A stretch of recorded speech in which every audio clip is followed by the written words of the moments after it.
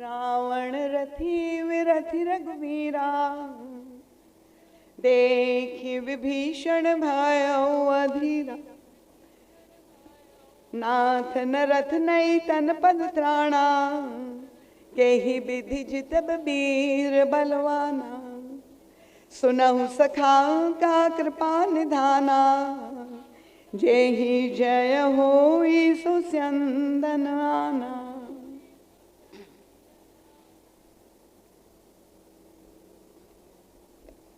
प्रभु के मंगलमय नाम स्मरण के साथ सर्वप्रथम मैं अपने परमाराध्य प्रातः स्मरणीय परम वंदनीय अर्चनीय श्री सद्गुरुदेव भगवान की अत्यंत कृपामयी मंगलमयी तेजोमयी आनंदमयी प्रकाशमयी दिव्य चिन्मयी उपस्थिति को यहाँ पर प्रत्यक्ष रूप से अनुभव करती हूँ और श्री सद्गुरुदेव भगवान के परम पवित्र पुनीत पाद पद्मों में अपनी प्रणति अर्पित करते हुए सिर रखकर कोटिशः नमन दंडवत प्रणाम करता और यही गुरु चरणारविंद में अंतर हृदय से प्रार्थना करती हूँ। आप ही का एक अत्यंत लघु यंत्र बनकर आप ही का संदेश सभी भक्तों के समक्ष रख सकूं, ऐसी बल बुद्धि विद्या और विवेक देने की कृपा कर।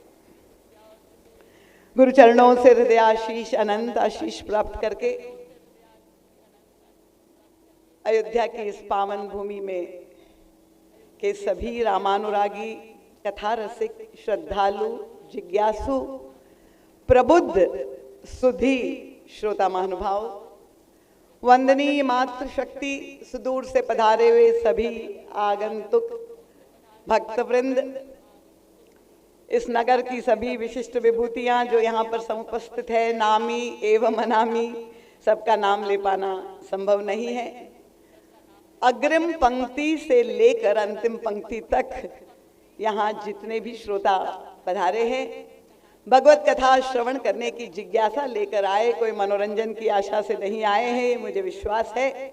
इसलिए आप सभी मेरे लिए समान रूप से विशिष्ट ही नहीं अति विशिष्ट है। मारवाड़ी सेवा ट्रस्ट के अध्यक्ष श्रीनिवास अग्रवाल अपनी पूर्णांगिनी के साथ यहाँ जो उपस्थित है और विशेष प्रसन्नता का आज ये सुयोग है, जब कोई अमूल्य वस्तु मिलनी होती है तो उसकी कीमत भी चुकानी पड़ती है। तो आप लोगों ने जो धैर्य रखा और जो प्रतीक्षा की, उसका आपको अभी जो दिव्य आशीर्वाद की जो अमृत वर्षा हुई, आपके सबके चुने हुए अत्यंत लोकप्रिय विधायक जी आदरणीय श्री गुप्त जी और हमारे अयोध्या के गौरव, उनके बारे में उनके विराट व्यक्तित्व को शब्दों में समेट पाना बहुत कठिन है। ऐसा बहुआयामी व्यक्तित्व जिनका हो और धर्म का एक सजग प्रहरी, मैं ये कह सकती हूँ, जिस तरह से वे इस क्षेत्र में सभी भक्तों को, और स्वयं एक नैष्ठिक भक्त तो है ही, मनुष्यों की क्या, वो तो गौ सेवा में जिस तरह से तत्पर रहते हैं और इतनी विद्वत्ता होते हुए भी जो सबसे विलक्षण गुण महाराज श्री का जिसने मुझे प्रभावित किया है, अत्यंत विनम्र। और यही मानस में कहा गया है कि विद्या ददाति विनयम, विद्वान व्यक्ति की यही परीक्षा है। तो ऐसे परम संत परम पूज्य महाराज श्री आज पधारे और उनके कर कमलों से आज इस मानस ज्ञान यज्ञ की जो है प्रदीप प्रज्वलन हुआ। ये मुझे ऐसा लगता है कि बहुत मंगल और कल्याण का ही सूचक है। तो उनके चरणों में पुनः पुनः नमन करते हुए आप सभी महानुभाव के चरणों में नमन करते हुए आपका ध्यान आकर्षित करना चाहूँगी। समय यद्यपि बहुत हो चुका है, वक्ता धर्म के अनुसार प्रारंभ में मैं आप के चरणों में बड़ी विनम्रता से निवेदन करूंगी कि मन बुद्धि चित्त को एकाग्र करके श्रवण करेंगे तो रामचरितमानस का जो जीवन दर्शन है, गोस्वामी तुलसीदास जी महाराज ने जो प्रस्तुत किया है, अभी जिस प्रसंग की पंक्तियां मैंने आपके समक्ष पढ़ी है, इसी प्रसंग को केंद्र में रखकर युग तुलसी परम पूज्य महाराज श्री की आध्यात्मिक दार्शनिक दृष्टि प्राप्त करके हम उसे आत्मसात करने का, समझने का प्रयास करेंगे। प्रसंग थोड़ा गंभीर अवश्य है, पर आप सभी सुधी श्रोता है, इतने वर्षों से सुनते आ रहे हैं। मैं प्रयास यही करूंगी कि जितना सरल, सरस और बोधगम्य हो सके, पर आपका भी सहयोग प्रार्थनीय है, क्योंकि मुझे ये विश्वास है आप लोग सभी मानस पाठ करते होंगे। ये प्रसंग मानस के षष्ठम कांड लंका कांड का प्रसंग है और गोस्वामी तुलसीदास जी ने जो विलक्षण दृश्य हमारे समक्ष उपस्थित किया है, जो शब्द चित्र प्रस्तुत किया है, लंका के रणांगण में दोनों ओर सेनाएं खड़ी है। एक ओर जहां रावण की शक्तिशाली सेना, ऐसे वीर योद्धा और रावण स्वयं अस्त्र शस्त्र से सुसज्जित रथारूढ़ है, पर दूसरी ओर जब दृष्टि डालती है तो दिखाई दे रहा है कि हमारे प्रभु अपने सभी वानर सेना के साथ, और जब प्रभु के श्री विग्रह की ओर ध्यान जाता है तो शरीर पर ना कवच है, चरणों में पादत्राण भी नहीं है, और ऐसे शक्तिशाली योद्धा से जब युद्ध होने जा रहा है, विभीषण जी महाराज का अत्यंत संवेदनशील हृदय जब इस दृश्य को वो देखते हैं तब वो व्याकुल हो जाता है, व्यथित हो जाता है, और संशय से ग्रस्त होकर वे प्रभु के समक्ष ये प्रश्न अपना प्रकट करते हैं कि जब हम युद्ध लड़ने जा रहे हैं और विजयश्री प्राप्त करना चाहते हैं तो किस तरह से ऐसे शक्तिशाली योद्धा के समक्ष हमें विजय प्राप्त होगी। और उन क्षणों में प्रभु ने जो उपदेश दिया विभीषण जी महाराज को, अत्यंत मार्मिक उपदेश, जिसे कुछ लोग राम गीता के रूप में भी प्रस्तुत करते हैं, क्योंकि ये त्रेता की गीता है। द्वापर में भी प्रभु के द्वारा ऐसे ही परिप्रेक्ष्य में गीता का उपदेश सुनाया गया था, और वहाँ भी उनका मित्र ही जब संशयग्रस्त हो गया था, और यह उपदेश जो प्रभु के द्वारा दिया गया है वो एक दिव्य रूपक भी है। गोस्वामी तुलसीदास जी ने अपने साहित्य में जिस अध्यात्म, जिस दर्शन को प्रस्तुत किया है, युग तुलसी परम पूज्य महाराज श्री ने उसकी समसामयिक व्याख्या प्रस्तुत करके रामचरित मानस को हम सबके जीवन के सत्य के रूप में उसे प्रमाणित किया है। इस प्रसंग के चुनाव के पीछे जो कारण था, क्योंकि युद्ध का प्रसंग है और आप जानते हैं कि युद्ध का इतिहास मानव जाति के प्रारंभ से है। इतिहास में अगर आप पढ़ें, अनेकानेक युद्ध लड़े गए और आज भी लड़े जा रहे हैं।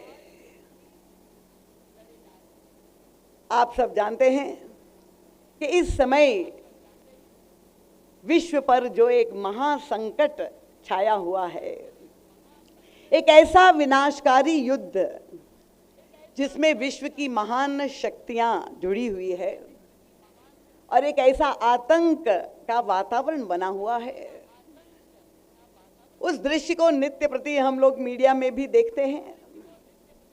और हमारे कुछ संवेदनशील नवयुवकों ने यहाँ आने पर कल मेरे सामने यही प्रश्न रखा कि दीदी माँ, ये जो हिंसा और संहार विश्व के पटल पर हो रहा है,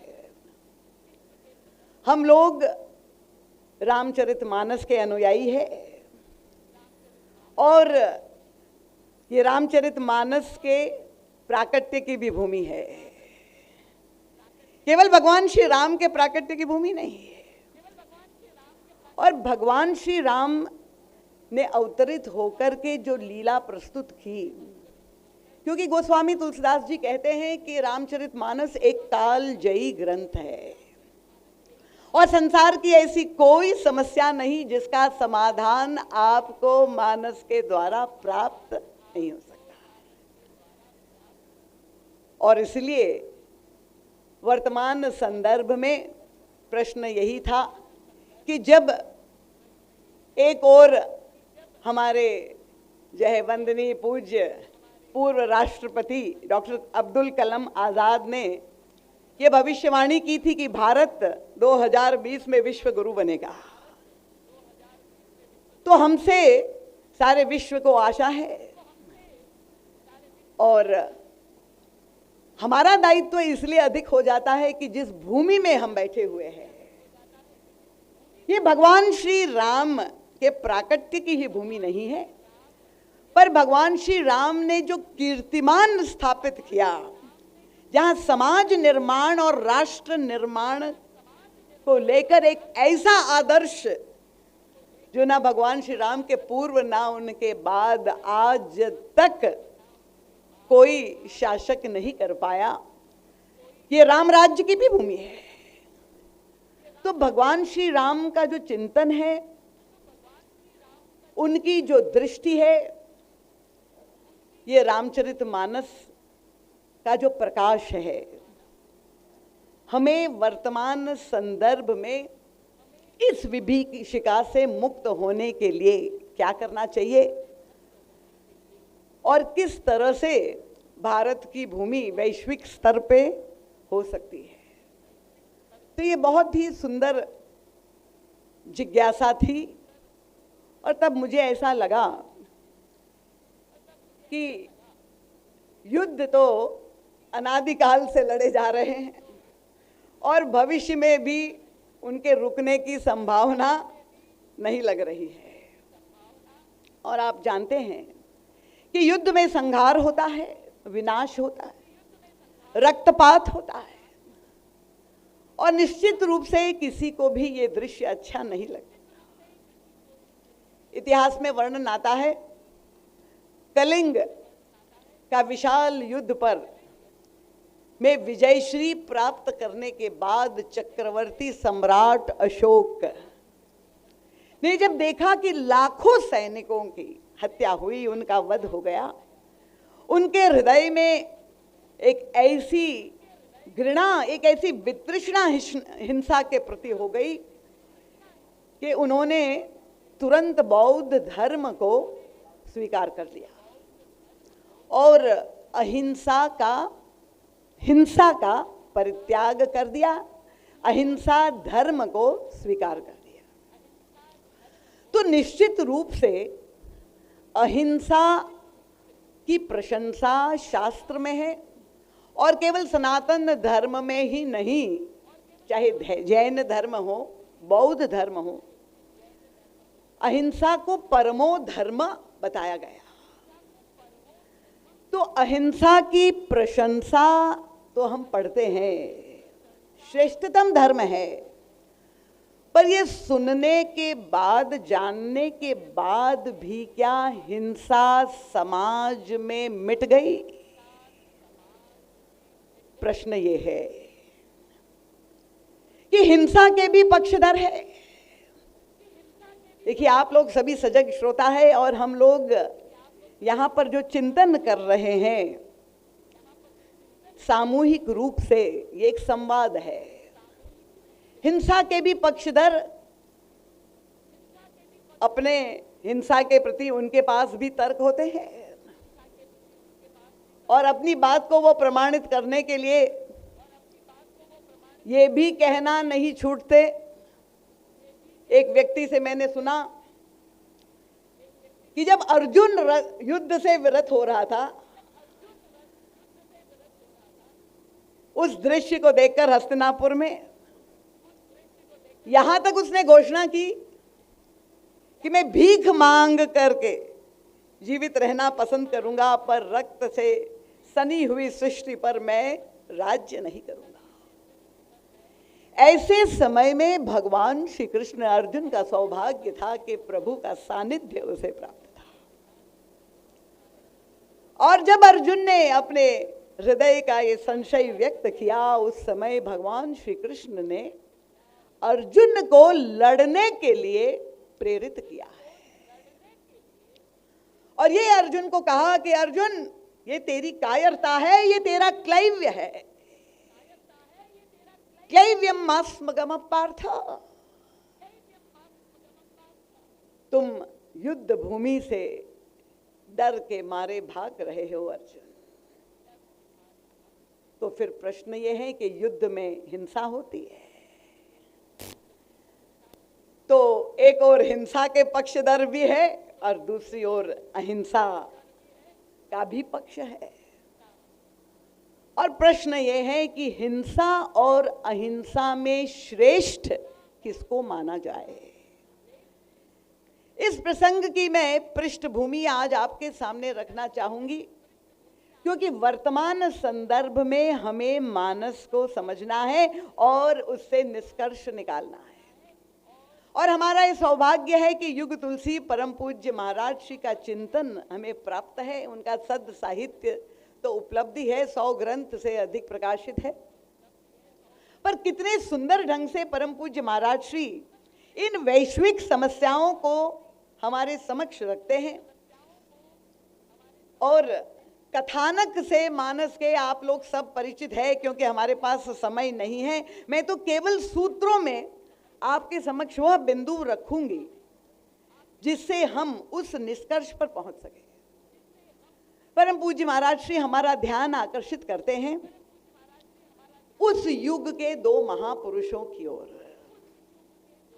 हिंसा और अहिंसा को लेकर के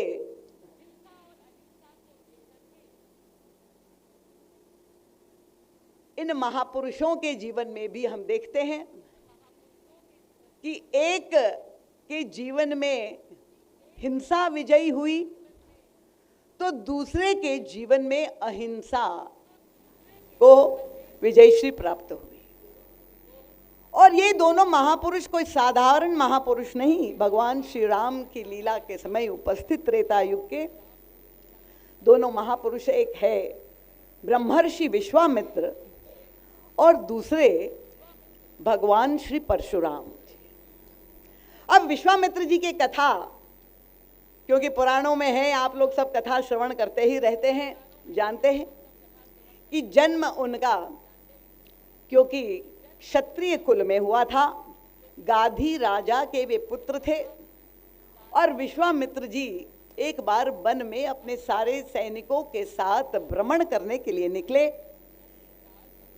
वन में ब्रह्मर्षि वशिष्ठ की वहां पर आश्रम कुटिया का दर्शन हुआ और संत से आशीर्वाद लेने के लिए राजा पधारे। वशिष्ठ जी महाराज ने जब देखा कि राजा पधारे हैं तो उनका स्वागत, बड़ा भव्य स्वागत किया, राजोचित स्वागत। ऐसा नहीं, यद्यपि वन में कोई भौतिक संसाधन उपलब्ध नहीं, कंदमूल फल, और वो आज के इंटरनेट का युग भी नहीं था कि अचानक कोई अतिथि आ जाए तो आप टेलीफोन करके डोमिनोज से ऑर्डर करते। वहाँ वन में संसाधन नहीं, पर ऐसा राजोचित दिव्य स्वागत राजाओं के अनुकूल विश्वामित्र जी को आश्चर्य हुआ कि महात्मा कुटिया में रहने वाले स्वयं निसाधन दिख रहे हैं और इतनी भव्य विशाल व्यवस्था कैसे संपन्न हुई। और उन्होंने जिज्ञासा व्यक्त की। और मुनि जी महाराज स्वभाव से सरल निश्चल भाव से उन्होंने बता दिया कि ये सब हमारे पास जो कामधेनु की कन्या नंदिनी गाय है उसकी कृपा है। जो कामना मैं उनसे व्यक्त करता हूँ वो पूरी हो जाती है। हमारे संत राजकुमार दास जी भी गौ सेवा में संलग्न, और जब राजा ने ये सुना तो राजा के हृदय में लोभ का उदय हुआ। कल्पना कर लीजिए, आप लोग सभी जो पुरुषार्थ कर रहे हैं, अगर बिना कुछ किए सब कुछ प्राप्त हो जाए, कौन ऐसा व्यक्ति है जो नहीं चाहेगा कि इतनी सरलता से वही राजा विश्वामित्र के हृदय में लोभ, पर जब लोभ उदित हुआ वो सीधे मांग सकते थे, पर ऐसा नहीं, क्योंकि लोभी व्यक्ति अपने पक्ष में तर्क अवश्य खोज लेता है। गोस्वामी जी ने कहा है कि ये जो तीन खल है, काम, क्रोध और लोभ, इनको बल कहां से मिलता है? तात तीन अति प्रबल खल तो कह दिया, पर इन तीनों विकारों को बल और शक्ति कहां से मिलती है? तो गोस्वामी जी तो मनोविज्ञान का ये दिव्य ग्रंथ है, उन्होंने कहा कि लोभ के इच्छा दंभ बल, काम के केवल नारी, क्रोध के परुष वचन सुनी, मुनि बर कहे बखान। अन्य विकारों के एक एक बल है, पर लोभ के दो बल है। कौन से? उनका इच्छा और दंभ। अगर लोभ है, कामना है और मांग ले तब तो कोई बात नहीं, पर लोभी व्यक्ति यही चेष्टा करता है। दंभ का मतलब दिखाता नहीं कि मैं चाहता हूं, घुमावदार ढंग से। और तब राजा विश्वामित्र ने मुनि जी महाराज के सामने भी यही बात कही, महाराज ये जो गाय है आपके पास, उसका पूर्ण सदुपयोग आपके द्वारा नहीं हो पा रहा है, क्योंकि आप तो वन में रह रहे हैं, आपको केवल दूध, दही, घी चाहिए। तो आप की आवश्यकता की पूर्ति के लिए मैं आपको 10,000 गाय दे देता। कितनी बड़ी उदारता! एक गाय के बदले में मैं आपको 10,000 गाय दे दे रहा हूं। तो लग रहे कि बड़े परोपकारी उदार राजा है, पर वो परोपकार धर्म के पीछे जो स्वार्थ और लोभ उसकी आड़ में छिपा हुआ है, उनका ये एक गाय मुझे दे दीजिए। और तब गुरु वशिष्ठ ने कहा कि राजन ये संभव नहीं है, क्योंकि कामधेनु किसी गृहस्थ के पास नहीं हो सकती है। ये परंपरा के विपरीत है, मर्यादा के विपरीत है। कामधेनु जब भी होगी तो एक निष्काम संत सन्यासी के पास ही हो सकती है, सकाम व्यक्ति के पास कामधेनु नहीं हो सकती, क्योंकि वहां खतरा है। जब व्यक्ति सकाम है, वो आपने संस्मरण सुना होगा, एक व्यक्ति दरिद्रता से ग्रस्त संत के पास गया, बड़े सदसिद्ध संत थे, और अपना सारा कष्ट जब सुना दिया, संत ने बड़ी मीठी बात की। उन्होंने कहा ठीक है, जो भी तुम्हारी कामना है वो पूर्ति हो जाएगी, पर शर्त एक है कि मैं जो भी तुम मांगोगे मैं तुम्हें दूंगा, पर तुम्हारे पड़ोसी को मैं दूना दूंगा। और तब वो भले मानुष ने क्या मांग की? उन्होंने की कि महाराज ऐसी कृपा कर दीजिए कि मेरी एक आंख फूट जाए। तो अगर कामधेनु किसी सकाम व्यक्ति के पास चली जाए तो अनर्थकारी हो सकती है। और जब गुरु वशिष्ठ ने अस्वीकार कर दिया, तब राजा को अब रजोगुणी क्रोध आया, और क्रोध के साथ उनका अभिमान जागृत हो गया, और उन्होंने चुनौती दी कि महाराज अगर आप नहीं दे रहे हैं तो मैं छीन करके भी ले जाऊंगा। और अपनी सेना के साथ आक्रमण किया, पर आश्चर्य हुआ कि सारी सेना, सेनापति सब विफल हो गए। ब्रह्मर्षि वशिष्ठ के ब्रह्मदंड के तेज के समक्ष ये सारे अस्त्र शस्त्र जय विफल हो गए। और राजा पराजित होकर के वहां से लौटे विश्वामित्र जी, पर शांत नहीं बैठे। अब उनके अंतःकरण में जो प्रतिक्रिया हुई कि मैं दिव्यास्त्र प्राप्त करके पुनः युद्ध करूंगा, और उन्होंने घोर तपस्या की। तपस्या करके सारे दिव्यास्त्र, नारायणास्त्र, पाशुपतास्त्र, ब्रह्मास्त्र, तमाम अस्त्र दिव्यास्त्र प्राप्त किए, और ये सारे अस्त्र लेकर के पुनः वशिष्ठ जी पर की कुटिया पर आक्रमण किया। पर आश्चर्य कि दूसरी बार सारे अस्त्र शस्त्र के साथ राजा को पराजय का सामना करना पड़ा। वो ब्रह्मदंड के तेज के सामने, जिस अहिंसा व्रत में वशिष्ठ जी संलग्न थे, और तब विश्वामित्र जी को लगा कि दिग्बलम क्षत्रिय बलम ब्रह्म तेजो बलम बल, धिक्कार है।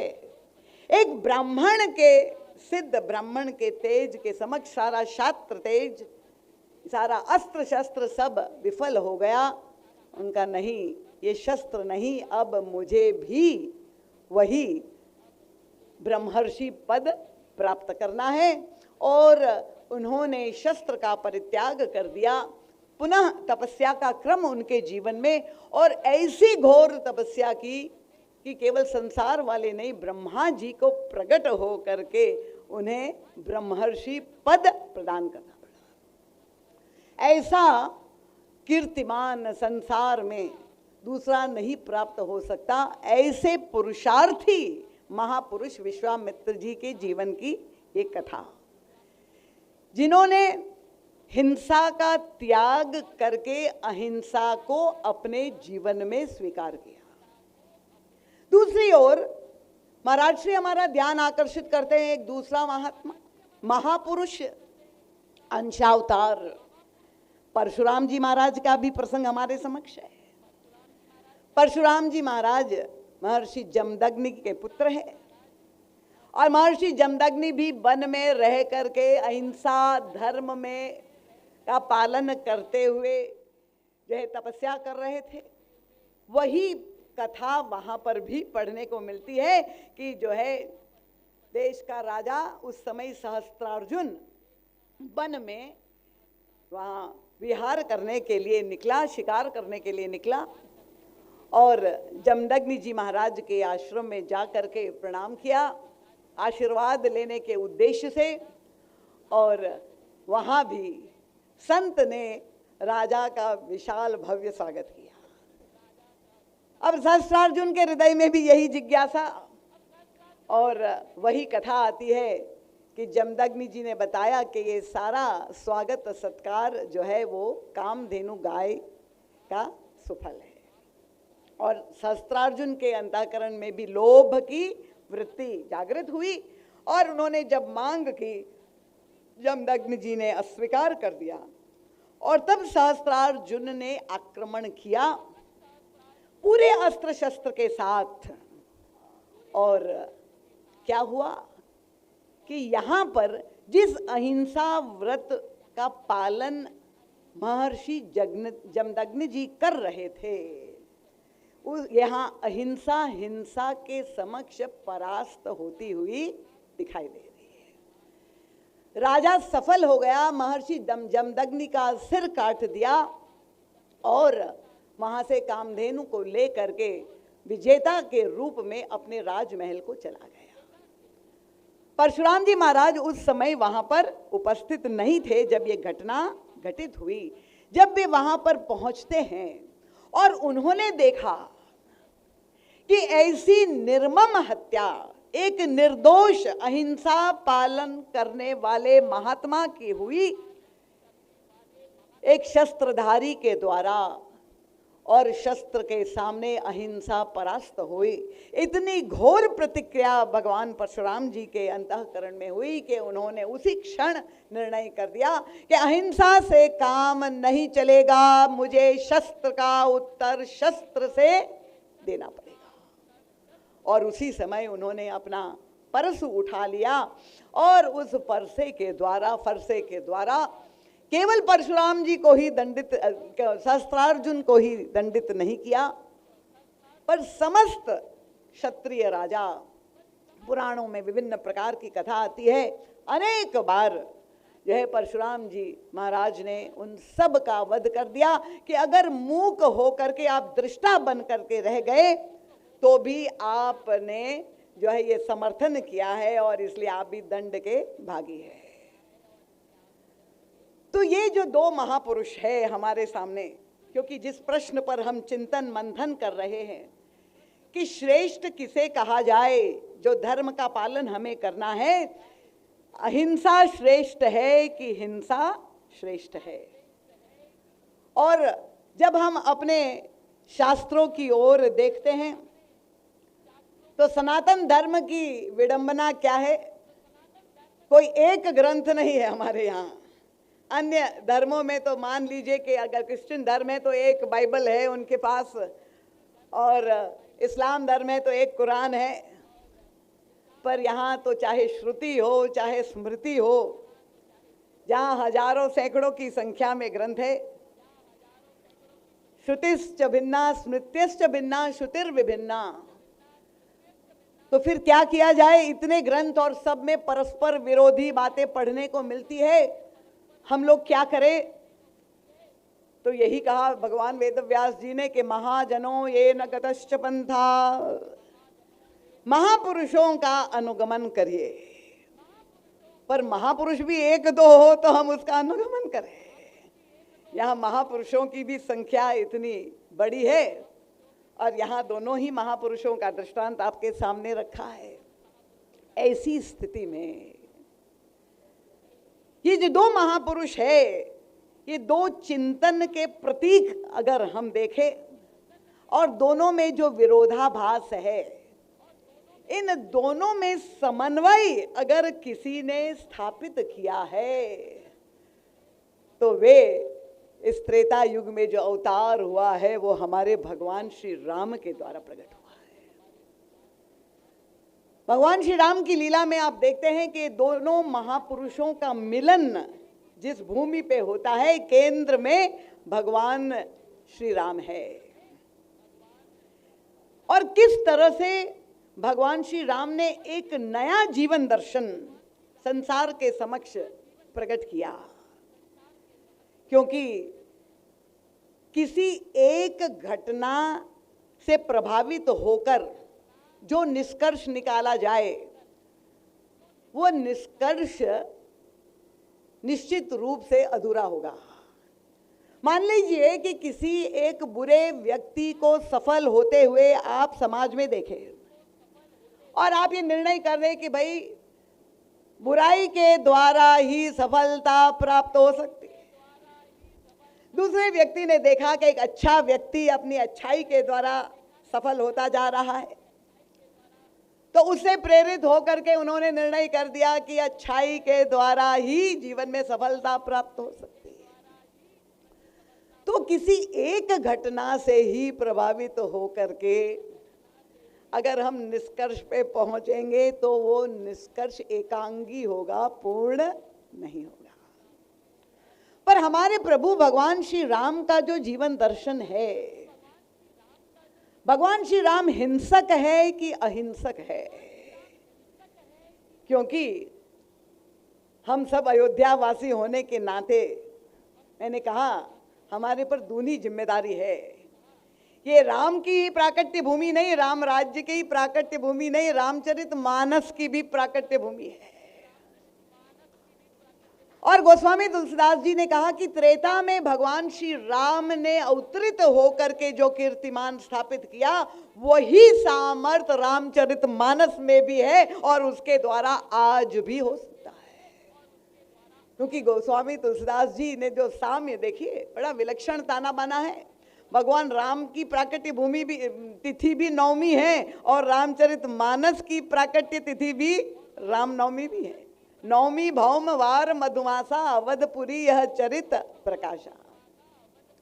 तो भगवान श्री राम हिंसक है कि अहिंसक है? अगर प्रभु की लीलाओं की समीक्षा करें तो भगवान के श्री विग्रह में हम देखते हैं कि वे धनुष बाण धारण करते हैं।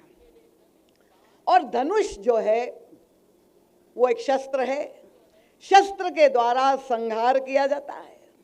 और भगवान श्री राम अपनी लीला में इस शस्त्र का भी प्रयोग करते हुए दिखाई देते हैं। वहां विभिन्न जो है राक्षसों के साथ उनका वध करने के लिए प्रभु ने इस धनुष का प्रयोग किया है।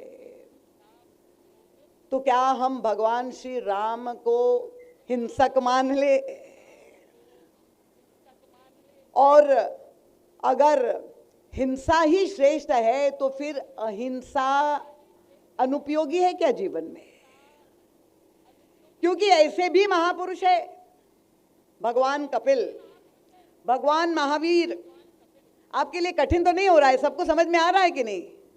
सब हमारे साथ चल रहे हैं, कुछ गंभीर तो नहीं हो रहा है? भगवान गौतम बुद्ध, ये सारे महापुरुष हैं जिन्होंने अहिंसा को अपने जीवन में स्वीकार किया। तो फिर भगवान श्री राम का जीवन दर्शन क्या है?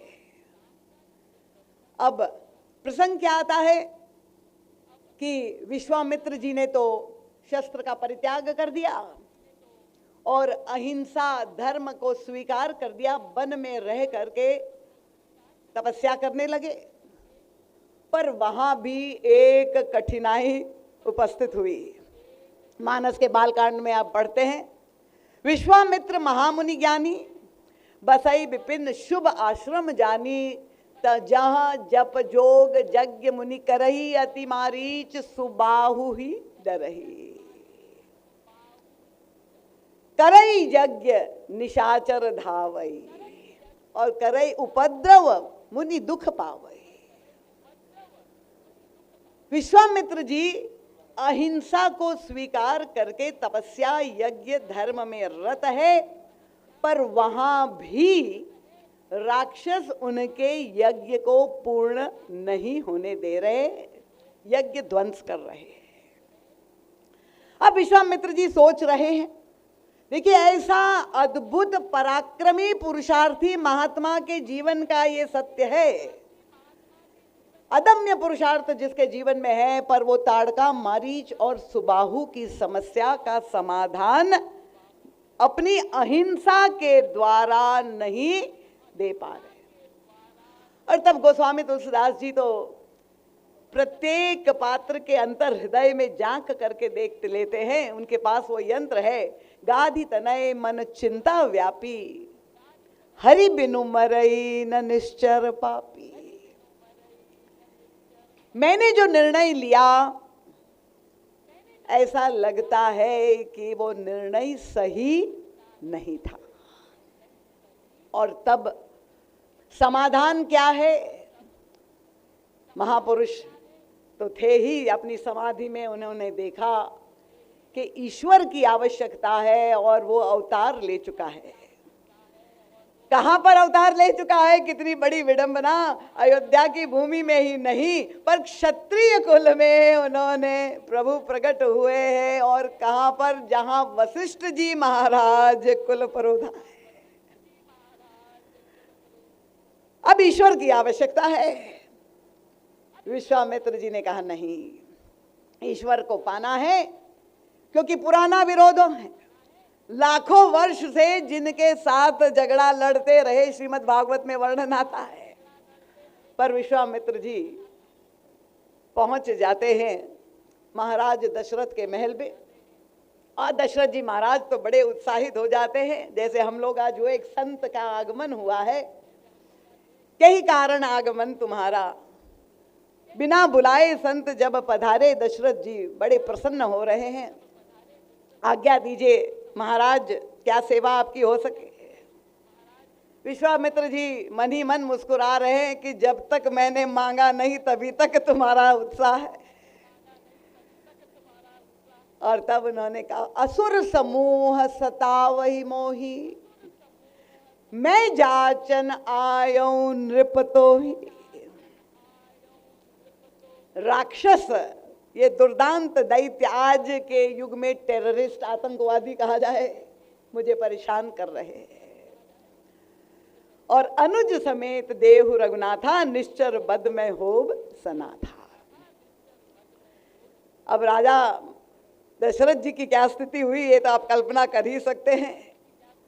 सुनी राजा अति अप्रिय बानी, हृदय कंप मुख दुति कमलानी। कि महाराज मुझे लगा कि आप इतने बड़े विद्वान, पर उन्होंने कहा चौथे पन पायो सुतचारी, विप्र वचन नहीं कहे विचारी। आपने विचार पूर्वक मांग नहीं की है। उन्होंने कहा निश्चर अति घोर कठोरा, कहा सुंदर सुत परम किशोरा। देखिए जो प्रश्न उठाया बड़ा मार्मिक है कि जिस समस्या का समाधान आपको चाहिए आप हमारे पास मांग करिए, सेना की मांग करिए, शस्त्र की मांग करिए। आपको राक्षसों का वध करना है तो कहां मेरे इतने अत्यंत सुकुमार राजकुमार, मांगहु भूमि धेनु धन कोशा, सर्वस आज देहु सहरोषा। मैं सब कुछ देने को तैयार हूं, पर सब सुत प्रिय मोहि प्राण किनाए, राम देत नहीं बनई गोसाई।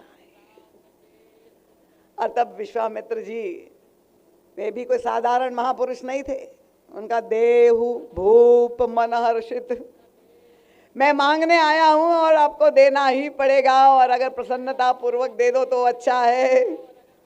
तजौ मोह अज्ञान। अब वो उस दिशा में मैं नहीं जाऊंगी, प्रसंग बहुत लंबा हो जाएगा। परम पूज्य महाराज श्री का चिंतन एक एक शब्द पर जहां महाराज श्री ने विचार किया है। श्री राम किंकर प्रभु